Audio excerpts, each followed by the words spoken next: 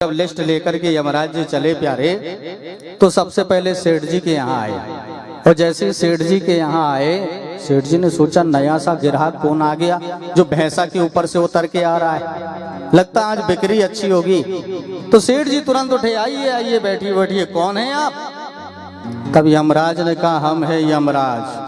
अच्छा यमराज? बोले हाँ। बोले काय के लिए आए? बोले हम मृत्यु के देवता है और लोगों को ले जाने का काम हमारे दूत करते, पर आज हम खुद ही आए। अच्छा यमराज? तब तो सेठ घबरा गया। सेठ ने कहा अच्छा भाई तो फिर बताइए क्या किया? बोले तुम्हें लेने आए हम, हमारी लिस्ट में पहला नाम तुम्हारा ही है, तुम्हें लेके जाएंगे। अब तो सेठ और ज्यादा घबरा गया। सेठ विचार करने लगा क्या करूं। सेठ ने कहा यमराज जी चलेंगे, थोड़ी देर बैठिए जरा। थोड़ी देर बढ़िया बिठाला और कहने लगा यमराज जी थोड़ी सी कॉफी पी लेते फिर चलेंगे बढ़िया। तो सेठ जी गए अंदर जाकर के कॉफी बनाई, कॉफी में थोड़ा सा नशा मिला दिया और जैसे ही नशा मिलाया और यमराज जी को पिलाया, यमराज जी ने वो कॉफी पिए, नशा आई। सेठ तुरंत दौड़ के गया, पेन उठाया और वो लिस्ट को उठाई और ऊपर से अपना नाम काटा और सबसे नीचे लिख दिया। थोड़ी देर बाद होश आया यमराज जी को। यमराज जी से सेठ ने पूछा कैसी लगी कॉफी? अरे बोले कहना ही क्या है, बहुत अच्छी कॉफी। सेठ तुम्हारी कॉफी पी करके तो हमारा विचार ही बदल गया। बोले विचार बदल गया? बोले हाँ। बोले क्या विचार बदला? बोले विचार हमारा ये बदल गया कि हम विचार कर रहे हैं कि हम बार बार आएंगे, और जब आएंगे तो फिर यहाँ में कॉफी कौन पिलाएगा। इसलिए सेठ अब हमारा विचार है कि हमारी जो लिस्ट है ना, अब हमें कॉफी तो पीना ही पड़ेगा हर बार। इसलिए सेठ अब हम चालू ऊपर से नहीं करेंगे, अब नीचे की लिस्ट से पढ़ करके ले जाएंगे, नीचे से ले जाना चालू करेंगे। सेठ ने कहा अरे राम राम, हमने तो गड़बड़ कर दिया, ऊपर हमारा ही नाम लिखा था, उसको काट के हमने नीचे कर दिया। अब यमराज कह रहा कि नीचे से चालू करेंगे। तो सेठ घबरा गया प्यारे। कहने का अभिप्राय बचने का चाहे जितना प्रयास करो पर मरना पड़ता ही है। पर मरना कोई नहीं चाहता, भले ही कोई कितना ही दुखी हो, पर मरना कोई नहीं चाहेगा। एक बूढ़ी मैया अब जब बूढ़ी हो गई, किसी काम की बची नहीं, तो बहू ने कहा सुनो बैठे बैठे खाने को तो देंगी नहीं, कुछ तो करना पड़ेगा। तो क्या करूं बता? तो एक काम करो सासू मैया, घर में झाड़ू लगाओ, बैठे ही बैठे झाड़ू लगाना, 1 घंटे का काम 2 घंटे में होगा और क्या। झाड़ू लगाओ और झाड़ू लगा करके कूड़ा ले जाकर के दूर फेंकना।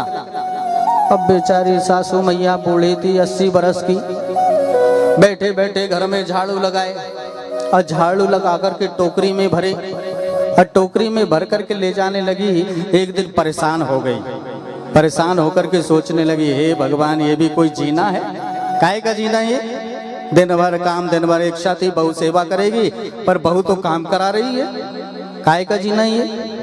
साहब तो एक दिन भरी टोकरी में कचड़ा भर करके अब कचड़ा उठ नहीं रहा है।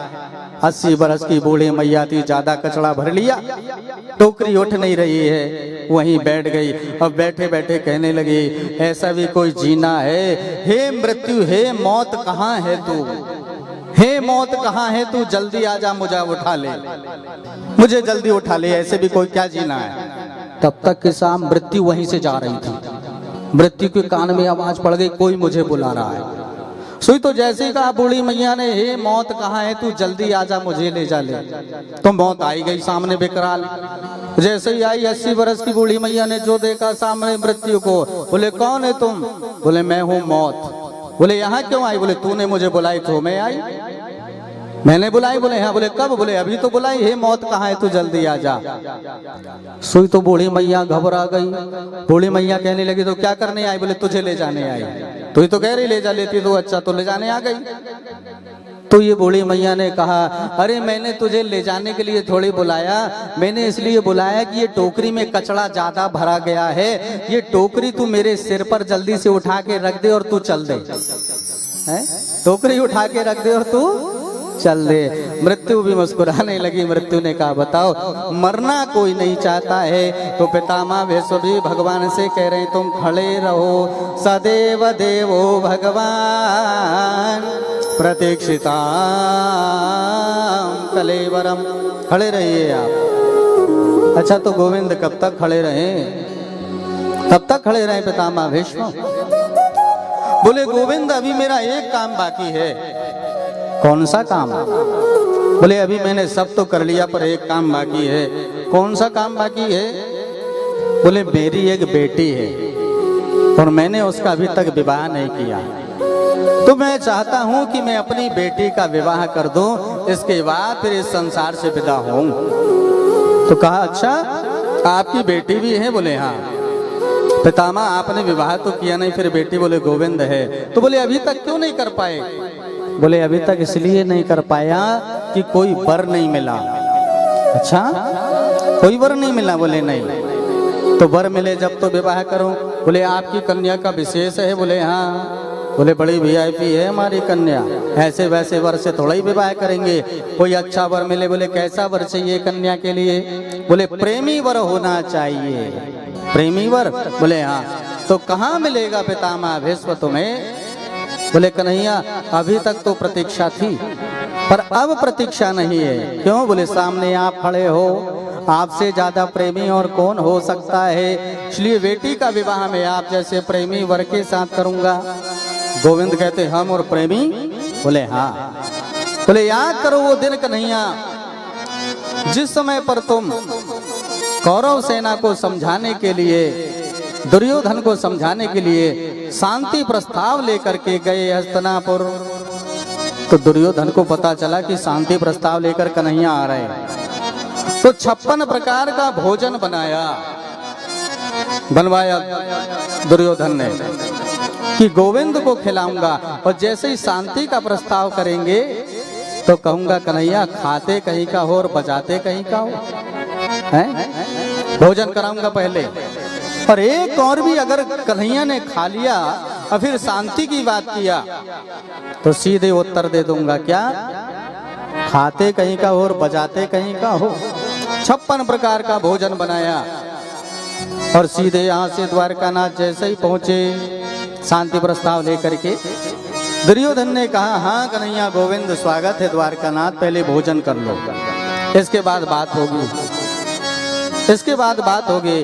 कन्हैया ने कहा ना ना दुर्योधन, देखो भोजन वहां किया जाता है, खिलाने वाले में श्रद्धा हो और खाने वाले में भूख हो, तो भोजन करने में आनंद है। भगवान कहते हैं दुर्योधन ना तुम्हारे अंदर श्रद्धा है और ना हमारे अंदर भूख है, इसलिए हम भोजन नहीं करेंगे। दुर्योधन ने कन्हैया की बात नहीं मानी। यहाँ से कन्हैया सीधे पहुंच गए कहाँ? विदुरानी जी के यहाँ। बढ़िया गंगा के किनारे एक कुटिया बनी है। अब विदुरानी जी के यहाँ पहुंचे, उस समय विदुरानी जी स्नान कर रही थी, और जब स्नान कर रही है तो भगवान ने आवाज लगाया, क्या? बोले काकी, ओ काकी जल्दी दरवाजा खोलो। काकी कुटिया तो थी, विदुरानी स्नान में लगी है, काकी जल्दी दरवाजा खोलो, हमें बड़ी भूख लगी है, बहुत भूख लगी है, हमें भोजन करना है। साहब जैसे ही प्रभु की आवाज को सुना विदुरानी जी ने, विदुरानी जी दौड़ करके आई। भगवान ने अपना पीताम्बरी जो है और विदुरानी जी के ऊपर डाल दिया। विदुरानी ने हाथ पकड़ी और कन्हैया द्वारकानाथ को ले गई अपनी कुटिया में। द्वारकानाथ कहने लगे काकी बहुत भूख लगी, हमें भोजन दो, घर में कुछ नहीं था। आज द्वारकानाथ भोजन मांग रहे हैं, घर में कुछ नहीं है। विदुरानी की आंख में अश्रु धारा बही, घर में कुछ नहीं है। द्वारकानाथ आज भोग लगाना चाहते हैं, क्या करूं? साहब घर में एक केला की टोकरी रखी हुई थी, उसी टोकरी को लेकर के आई विदुरानी ने, और टोकरी ला करके केला जो है छील रही है, और छील करके छिलके जो है गोविंद को दे रही है, और केला का जो सार भाग फल है उसे फेंक रही है, गोविंद के मुख को निहार रही है, आंख में अश्रु बह रहे हैं, प्रेम से सने हुए जो है, और केला के छिलका प्रभु को खिला रही है। भगवान बड़े प्रेम से पा रहे हैं, छिलका को फेंकते, छिलका दे रहे हैं और केला के सार को फेंक रहे हैं। गोविंद आनंद से ले रहे हैं, पा रहे हैं प्रभु। उसी समय विदुर जी महाराज आए। अब विदुर जी ने कहा जो देखा क्या कर रही विदुरानी, छिलका भगवान को खिला रही। विदुर जी ने कहा ए विदुरानी ये क्या कर रही हो देवी, भगवान को छिलका खिला रही हो, ये कोई साधारण नहीं, हमारी कुटिया में साक्षात द्वारकानाथ बैठे हैं, और तुम इन्हें छिलका खिला रही हो। सोई तो होश आया विदुरानी जी को, और जैसे ही होश आया प्यारे, उसी समय देखा प्रभु भगवान मुझसे गलती हो गई, मुझसे बहुत बड़ी भूल हो गई, मैंने आपको छिलका खिलाया, अब केला को खिला रही, छिलका को फेंक रही है। गोविंद ने कहा काकी अब पेट भर गया, अब पेट भर गया, अब नहीं खाना मुझे, अब हो गया। क्यों? पहले उस छिलके में प्रेम था प्यारे, अब होश आ गया, गोविंद ने नहीं खाया, गोविंद आनंदित हो गए। तो बताओ पितामह भीष्म कह रहे गोविंद प्रेम के कारण तुमने जो है छिलका खा लिया। क्यों? क्योंकि प्रेम से तुम रीझ जाते हो ना, इसलिए कहा गया क्या, सबसे ऊंची प्रेम सगाई, सबसे ऊंची प्रेम सगाई, सबसे ऊंची प्रेम सगाई, सबसे ऊंची प्रेम सगाई, सबसे प्यारी प्रेम सगाई, सबसे प्यारी प्रेम सगाई। झूठे फल सबरी के खाए, झूठे फल सबरी के खाए, झूठे फल सबरी के खाए, झूठे फल सबरी के खाए, प्रेम विवश ठकुराई, सबसे ऊंची प्रेम सगाई, सबसे ऊंची प्रेम सगाई, सबसे ऊंची प्रेम सगाई, सबसे ऊंची प्रेम सगाई।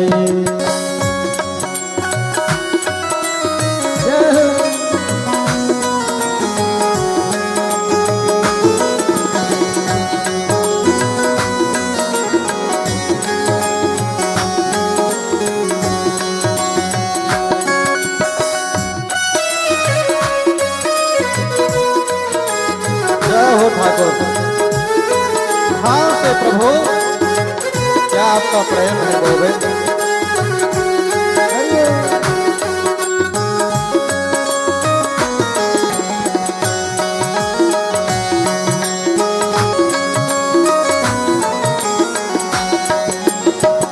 इसलिए प्यारे गोविंद को रिझाना है तो क्या प्रेम।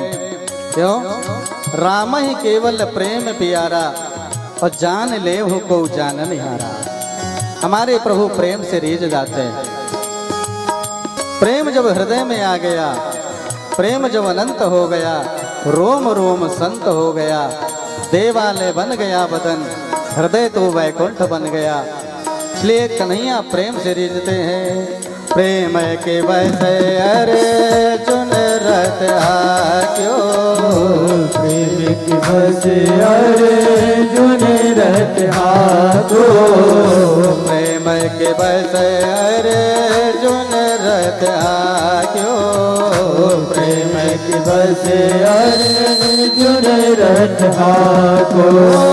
भूल गए ठकुराई, सबसे ऊंची प्रेम सगाई, सबसे ऊंची प्रेम सगाई, सबसे ऊंची प्रेम सगाई, सबसे ऊंची प्रेम सगाई।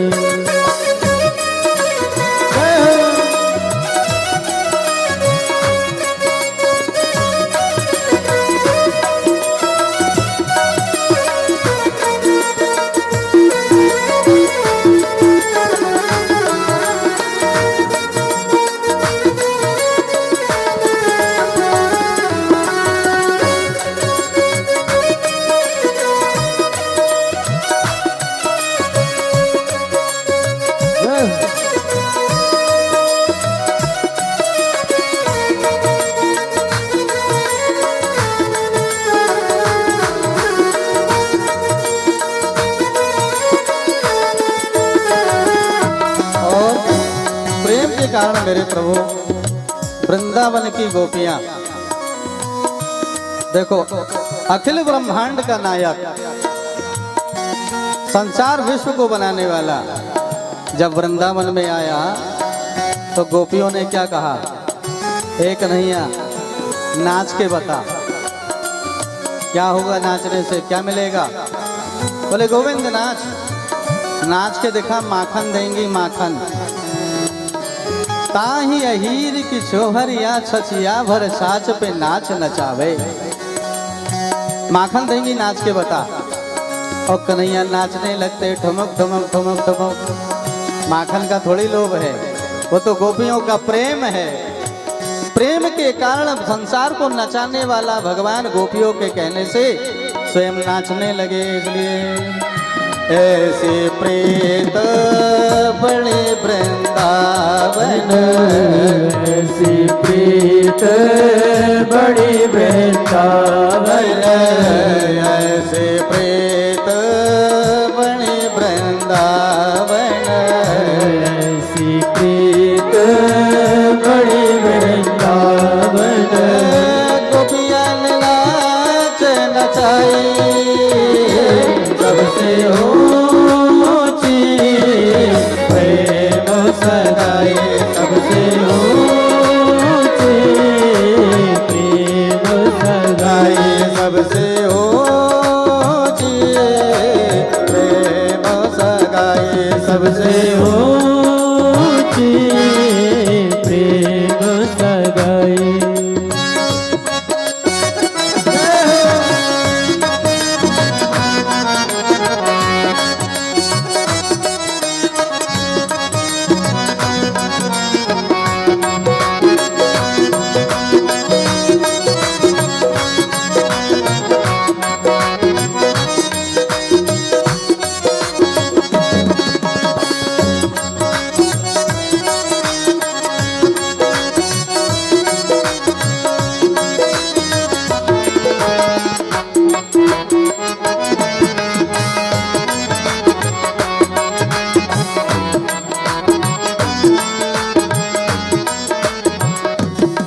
हे प्रभु, कहाँ तक कहें आपके प्रेम का वर्णन। गोस्वामी तुलसीदास जी कह रहे हैं, राम ही केवल प्रेम प्यारा, जान ले को जानन हारा। इसलिए तुलसीदास इस लायक नाई, तुलसीदास इस लायक नाही, सूरदास इस लायक नाई, सूरदास इस लायक नाही। कहीं विधि कराऊं बड़ाई, सबसे ऊंची प्रेम सगाई, सबसे ऊंची प्रेम सगाई, सबसे ऊंची प्रेम सगाई, सबसे ऊंची प्रेम। पितामह भीष्म कह रहे हैं, अब बताओ कन्हैया, तुमसे अधिक कोई प्रेमी होगा क्या? आपसे ज्यादा कौन प्रेमी है? इसलिए मुझे कन्या के लिए वर मिल गया, और प्रेमी भर की तो खोज थी मुझे, हैं? इसलिए प्यारे जरा दोनों हाथ उठा के कहेंगे, गोविंद सबसे ऊंची प्रेम सगाई, सबसे ऊंची प्रेम सगाई। अब बताओ तुमसे ज्यादा कौन प्रेमी है?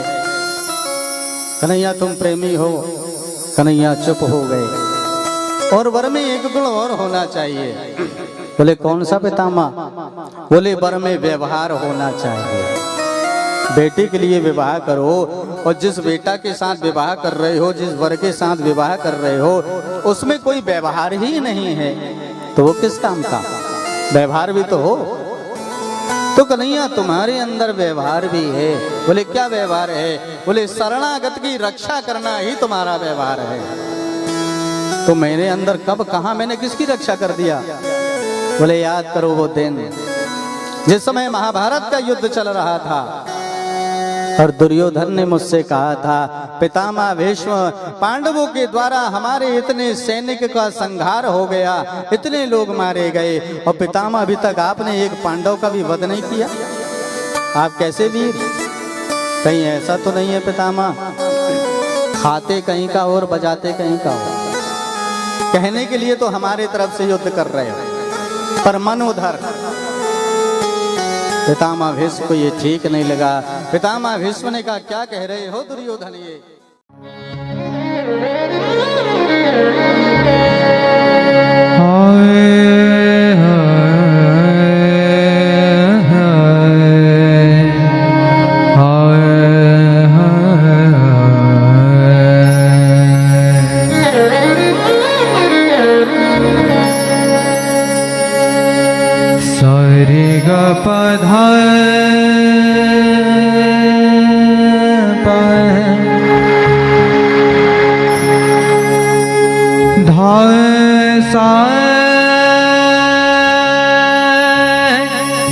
सारे गारे साधा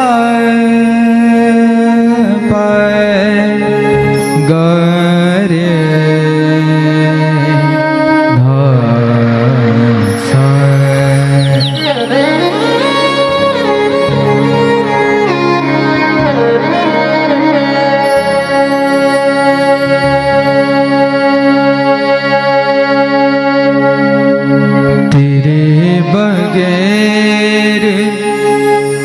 सावरिया जिया नहीं जाए तुम आके बाह पकड़ लो तो कोई बात बने तेरे बगैर सावरिया जिया नहीं जाए तुम आके बाह पकड़ लो तो कोई बात बने तेरे बगैर सावरिया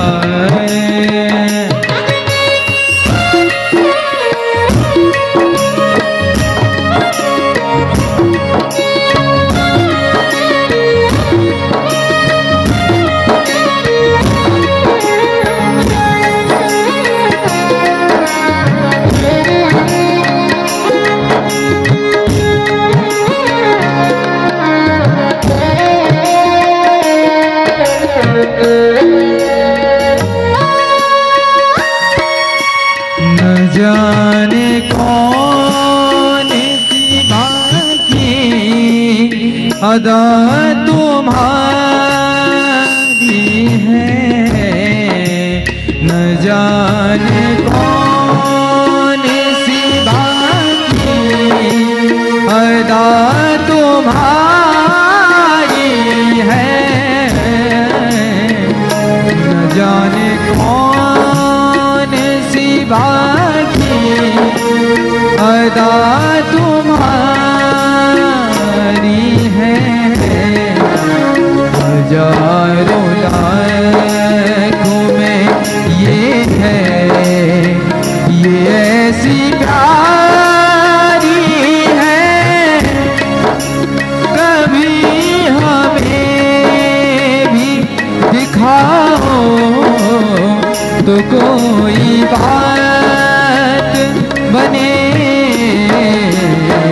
तेरे बगैर सावरिया जिया नहीं जाए, तुम आके बाह पकड़ लो तो कोई बात बने, तेरे बगैर